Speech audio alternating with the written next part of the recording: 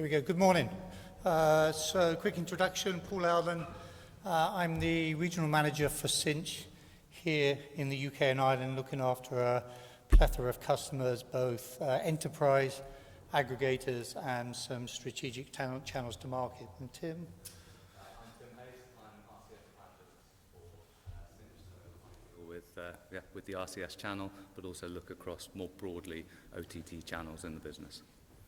So I'm fairly new to this industry. I joined in 2019. In fact, the first live session I went to was September 2019. It was a MEF session around RCS over in St. Catherine's Dock.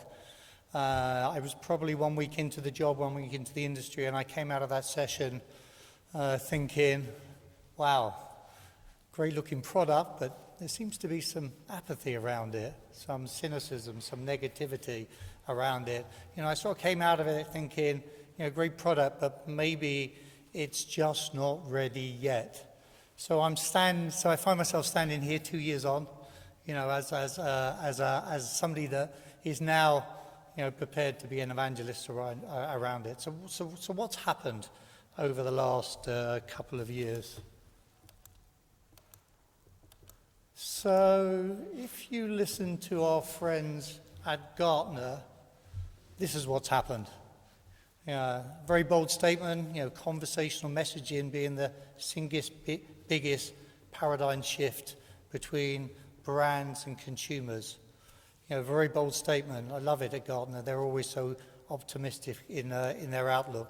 But my recollection over the last 2 years is what has changed over the last 2 years within our industry.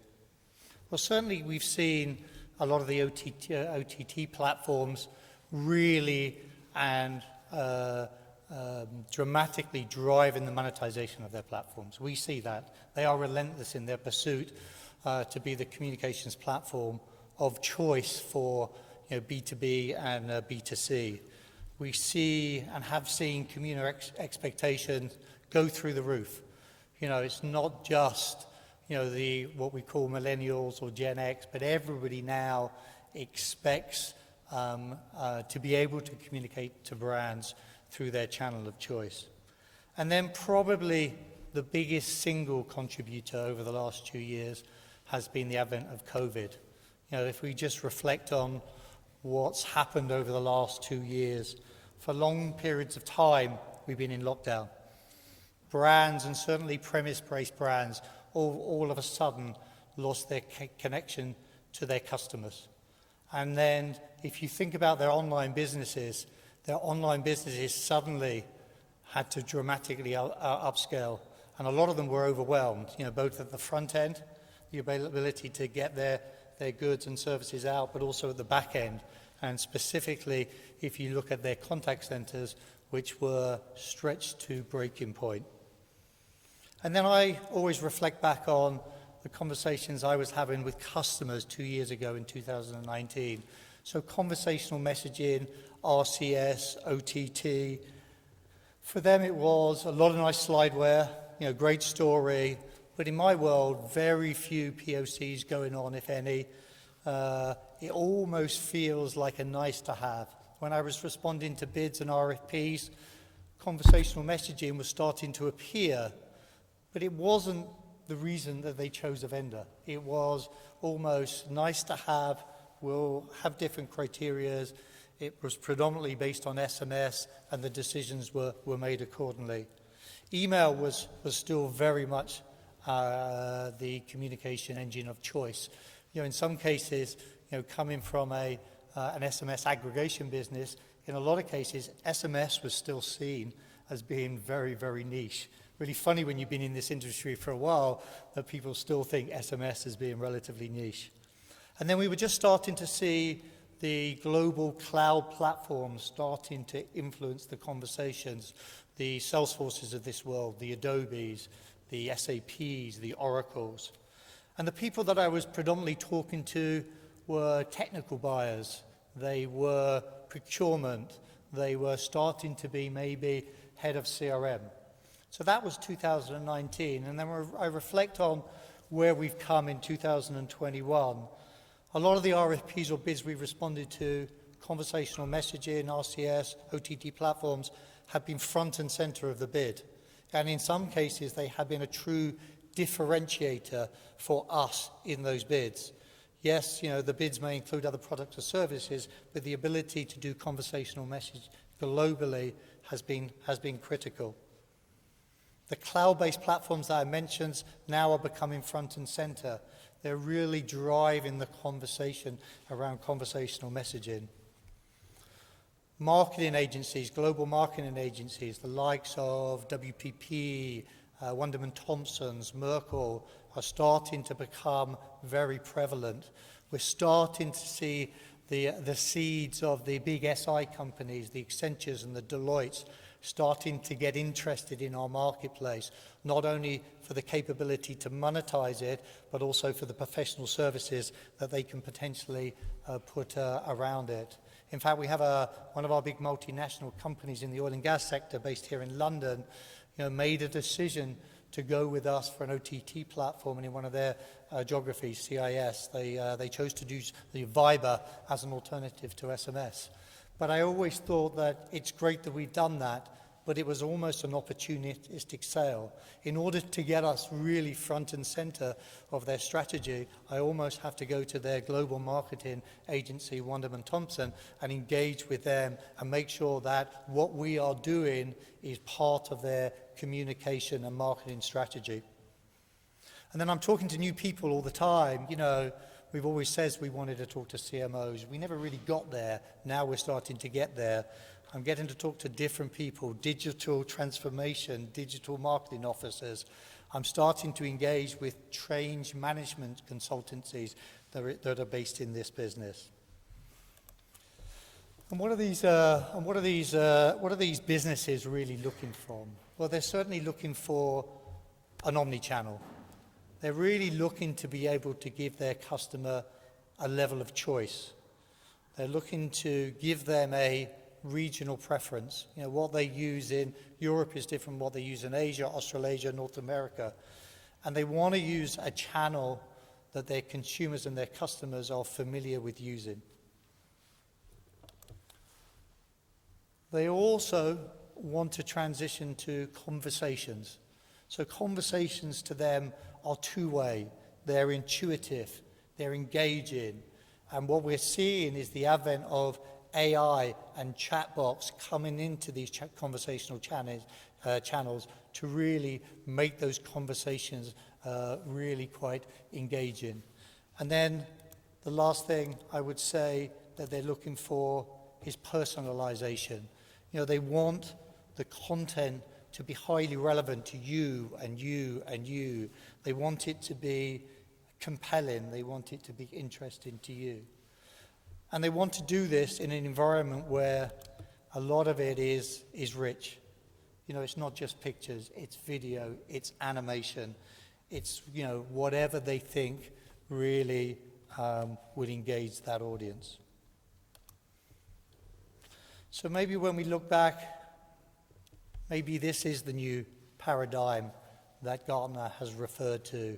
Maybe this is the time that the market, in a post-COVID world, is really ready for us to really deploy these conversations. And how do we at Sinch really start to try and measure these opportunities? Well, we've done a couple of surveys, and we can always do surveys, but what we are finding with clients is that even though if they understand the concept of what we are talking about, user cases are critical for them. So, the ability for us to bring forward credible and relevant user cases and compelling data that surrounds those user cases. In here, what we're really trying to do is help the customer define what the opportunity gap is. So, what percentage of their consumers or customers are using this service, and what percentage would find it useful to have this service. And for us in Sinch, the difference between is the opportunity gap. And as you can see in these particular areas, the opportunity for the gap for us is quite is quite large. And then lastly, we are seeing dramatic differences geographically in the way that consumers want to engage with their brand. In the European, UK market, US market, we're still predominantly wedded to email. But in some of the emerging superpowers, Brazil and India, the ability to communicate through their OTT channels is primary. And what we're seeing is this drive really coming from those superpowers, those super geographies, where they're already, they're front and center. They're the primary route rather than the secondary route, and coming to us here in Europe and the US. So let me pass you across to Tim, who's going to give you a little bit of an insight into the marketplace. Lovely, thanks, Paul. Yes, so as Paul says, I want to discuss a little bit about the OTT market. Now, I hope to give you a brief summary. I know Dario's got a session straight after us, so hopefully he can confirm and expand upon what I'm going to say today. But let's have a quick look. Now, some of my colleagues have been laughing at this particular saying recently, but at the moment we're looking at the meta trifecta reigning in OTT. So we've got WhatsApp, we've got Facebook Messenger, and we've got Instagram. So we've got 100 billion messages being sent on these channels every single day. But WhatsApp is clearly the biggest OTT channel. We've got 2 billion active users, and a significant change being made this year to allow those brand-initiated promotional messages to users. So we're looking at seeing that as something that's definitely going to cause growth for that particular channel and strengthen the move to A2P business messaging. But, as Paul has mentioned, regional variance is strong. So in certain pockets, we've got favorability for OTT channels like Viber, like Telegram, and like Apple Messages for business. And in East Asian countries, you're seeing the local OTTs really kind of dominating those markets. Now, in terms of the big players like WhatsApp, I mentioned briefly Apple Messages for business. We haven't really seen that take off yet, maybe as we thought we would. And this is potentially, again, because of the lack of availability of brand-initiated messages to start those conversations with users. But if we look at some more kind of headline figures here, 3 billion users of messaging apps right now, and looking at seeing around about 500 million, 470 million new users joining the fray in the last quarter of this year. And we've seen some new players in the market. We've seen Instagram enter into the market with their business messages API, and we've seen Google really pushing Google business messages right now. Now, Instagram is an interesting case. They don't allow brand-initiated messages, but, as a channel, they're already talking to their users. By nature, they're in the stream with the users. So that brand-initiated element isn't necessarily too much of a concern for them. With Google Business Messages, what they're doing really here is they're looking at multiple entry points where that consumer can talk to the brand. So from wherever that consumer is, be it in search, be it in maps, they can communicate with the business. And this is part of the OTT opportunity, reaching those users based on their behavior, based on their location, based on their preferences. I'll talk a little bit about the shift to RCS that we are seeing. As I was introduced, I'm an RCS evangelist for Sinch, forever an optimist, you might say, and I've been dealing with RCS since 2019. And I firmly believe 2022 is the year of RCS, much like 2021 was. So we're really hoping to see this year that OTT is going to drive that demand for RCS. So we are seeing steady growth across the launch markets, and that consumer demand for conversational messaging is really helping our case to drive RCS. We're working as an organization on bridging solutions between SMS and RCS to make that transition less painful for our customers, to allow them to put a toe in the water, if you will. And we're seeing transactional RCS as the path to network-based conversational messages, so being able to take on those OTT channels. But we really do need, as an industry, to close the gap with the channels and really capture that inbox real estate. I'm not going to go into this in too much detail because I feel sure it will be said, and it is quite well known, but there are some challenges with RCS. We've got the technological challenges, we've got the challenges of reach, we've got significant differences in pricing models coming from operator to operator, from country to country. And also there's a certain amount of lack of awareness and education, and we really need to take people out of that SMS age and talk to them about this paradigm, the paradigm shift that Paul was mentioning. So if we look at kind of consumer demand and consumer expectations, this is really something that we can embrace in order to grab a hold of this opportunity. So consumers are demanding and expecting communications with their brands kind of from, again, multiple entry points. So be this web, apps, search, maps, the inbox, it's wherever the user is at any given time. And consumers expect a kind of greater feature set to be able to embrace omnichannel. So, we're talking about things like payments, conversational AI, handover to humans when they've been talking to a bot, app-like experiences, so, being able to see product lists inside messaging apps, date pickers, structured user input. Things like this need to be grasped so that we can really bring the user along and create excellent customer experience. And, just a few figures here from Forbes in terms of what good customer experience can do. 73% of people say that a good customer experience influences their brand loyalty, and 80% of brands that have good customer experience excel past those that don't. And this can drive a nearly 6 times increase in revenue just by doing that superior customer experience. So with that in mind, we thought we'd talk about the 4 golden rules of business messaging. So what can we do really to embrace this opportunity? So number 1, and we've mentioned this a couple of times, connect where they live. So take advantage of those different channels, of those regional variations, being able to communicate with those users, with those consumers, where they are, where they want to be communicated to. Act like a friend. Now, messaging is a privileged channel.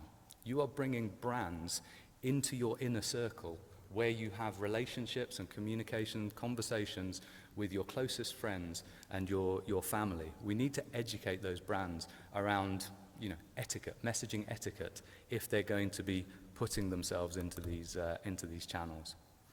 And we also need to show and not tell. So, personalization is key, and they need to have messages tailored to their specific preferences. By bringing tools like conversational AI into the omnichannel mix, it means that we can really drive discovery for those brands and try and reduce those opt-outs. And number 4, the move to conversations. Conversations drive revenue and conversions. They reduce costs and they improve customer experience. And we need to encourage that move. And, RCS is another thing that can add to that mix. And, as Paul mentioned, we are in this kind of paradigm shift towards the omnichannel approach, and it needs to be bolstered by kind of value-added tools, not just the channels. So what is sitting behind them? We had a very brief chat with Tim in the green room before we came on about his appalling experiences with a certain large brand through these channels. And it's the availability of channels is there, but the glue that ties them together behind simply isn't. So it's not delivering that experience that he was expecting. So we need to have this behind in order to embrace the opportunity. So just to summarize, and then we'll put it to the floor for any questions that you may have. The OTT opportunity, is here, and we can embrace it. Text messaging is worth $20 billion. Voice is worth $50 billion. These are huge markets still for us. But, as we said, consumer behavior and expectations are changing. And, this is driven by a number of factors. We talked about COVID, obviously. This is a massive thing in our lives, and it's driving those different behaviors. But also the growth of OTT channels is doing so as well. So we need to move from that pure messaging to an omni-channel approach. And this needs to happen at scale to meet those changing demands of consumers. And the mobile industry needs to keep pace with OTT. The OTT channels now are moving into an improvement phase. They're seeing what they can do with those tools now. Whereas we still face some challenges in the mobile industry in getting RCS off the ground before we can move into that improvement phase. And there is still work to do to educate, and that's educate the consumer. That's educate brands, marketeers, agencies to the power that is afforded by omni-channel messaging and conversational messaging. But yeah, OTT, it provides us all with a fantastic opportunity, and we need to embrace this. And we need to embrace it with intelligent, integrated, and informed approaches towards omni-channel, and we can learn a lot from what OTT channels have done and introduce this into our own omni-channel mix. So I would like to open it up to any questions, if there are any, either from the floor or online. Tim, I'll let you take a seat, the business, and I'll handle all the questions. Cool. Do we have any questions from the audience? We can get a mic to you. While we're waiting for that, maybe I'll ask a question, and I'm going to draw on my real life. So my wife, she runs a commercial art gallery, and every month they have a new artist, and so every month they do an email to their quite large and quite affluent customer base. They also do a printed catalogue, which even after all these years is still very valuable to them. It wouldn't occur to them to send out anything by text, and certainly a million miles away from thinking about WhatsApp, even though I'm sure she has an opted-in base of phone numbers. So what would it take, A, to convince her to think about that channel, and B, to actually do it without knowing what an API is or having a team of developers in the background? There you go, tricky question for you, Paul. You're the convincing man. So, should I come here or? No, you stay there. Okay. Right. Yeah. So come and talk to us, I would say.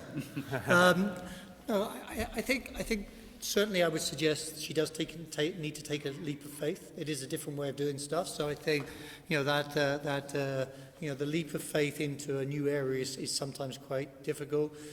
Probably inertia is our biggest single competitor in this space. But I think it really is around talking to our customers and asking preferences. Because if somebody actually, I get emails every day, if somebody had the bother to stop and ask me, would I prefer these communications through a different channel of choice, I would probably say yes. But because they don't, and because there's an element of inertia on my side and their side, they keep sending me emails, I keep going into my spam, I keep deleting them. So I think that I would say leap of faith, and really maybe just pause and talk to her distribution list and ask them whether they would prefer to do it in different channels. And then once she's done that and they tell her that they would like to, come and talk to us. I think what we could do to make that leap maybe less harsh is a process of education and information around, what benefits would using a different channel to email offer her and her business, less falling into spam, etc. And what would it offer to her consumers, whether it's a more personalised approach to what it is they're looking for. I think it's less so about telling her what the benefits are, and more about where the hell does she start? I mean, she wouldn't have a clue. But if someone said to her, well, look, here's a web login, upload your emails to this database, and then here's this lovely front end, and you can do it all. But I don't think anyone's really even making that an option or explaining that. That would be my argument. Maybe, and there is, and we have. So maybe, there is front ends. I think the customer experience and the ability to do this at scale, is something that has become significantly more advanced. So I think there is a relatively simple and an intuitive way of doing this now. Well, we have a session on SMEs this afternoon, so I'm sure it will get broached there. I think we have a question. Yes?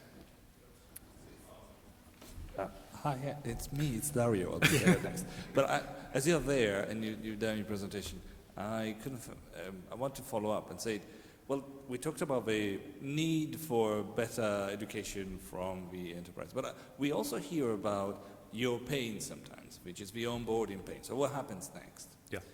And can I ask you to name a favorite? What's the best OTT platform for onboarding right now? What's the best OTT platform for, And what? And I suspect you're going to say RCS, but Of course. we can ask Paul as well. Well, what would be your favorite? And in your case, on top of RCS as well, what would be? What's the best OTT platform for actually onboarding people? So certainly in my limited experience of it, I think RCS is definitely the easiest one to onboard. I think RCS, the challenges are before they sign the paper, not after they send the paper. I think that is, so I think, yeah, definitely for me it would be an RCS. It's a really difficult one because I agree to a certain extent with Paul, but the onboarding process for RCS is incredibly fragmented. So in certain cases, it can be easier, and yes, it's the pre-onboarding that's the challenge. But when you're looking at other channels that aren't so fragmented and rely necessarily on other suppliers and providers, so your WhatsApps, your Telegrams, Vibers, Kakao Talks, the single points, they are difficult to onboard, but in that way, the less fragmentation makes it somewhat easier, and it makes maintenance a little bit easier as well. Maintenance for RCS is an absolute nightmare. And the last thing I would add, I do it in the light of somebody delivering into one geography. Yeah. I think if you have companies that are truly multinationals that want to do this across multiple geographies, I think the answer is somewhat different. But I do think this is something that is the next thing to change across all of those channels, is to make that onboarding. We've seen it with WhatsApp, making that process a little bit easier. Not massively easy, but hopefully RCS will follow suit as well, and it will become less of a challenge to get people to use this. And I think then we can maybe work harder with your wife to get her using these channels. I don't want to make my wife the focus of this whole event, although she is a very special woman. Dario, you're up next, so while you're coming up, maybe I'll just ask one very quick question of Tim, and it's the obvious question, and it's a question you can't answer quickly, but you're going to have to. It's, will Apple join the RCS bandwagon or not? Yes. They will? Yes? Yes. Do you And want will an they do it in explanation? 2022? Sorry? In 2022? I don't know. Sorry?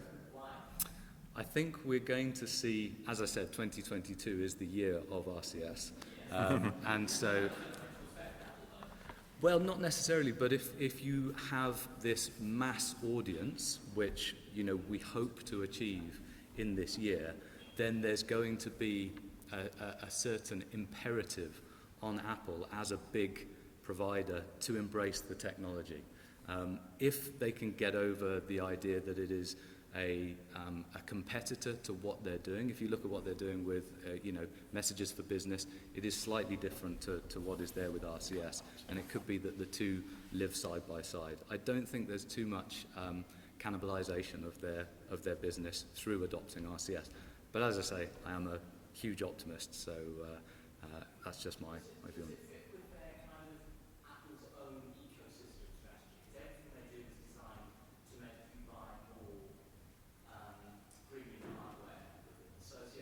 Sure. Well, I think it falls outside of that, because if you look, they've adopted SMS as a way to communicate with users of Apple hardware. But RCS is similar. It's a way for brands to communicate with users. Apple have the users, and it's not necessarily like, as I say, it's going to cannibalize their business, or indeed, is anything that sits inside that walled garden that Apple like to have. It's an external influence, so I think it's not necessarily going to be too much of a problem. Cool. All right. Well, we're now getting loads of questions in, but we're running again over time. We've also had virtual question in, but I think we covered that. It was about SMEs, so I think we covered that with the early answer.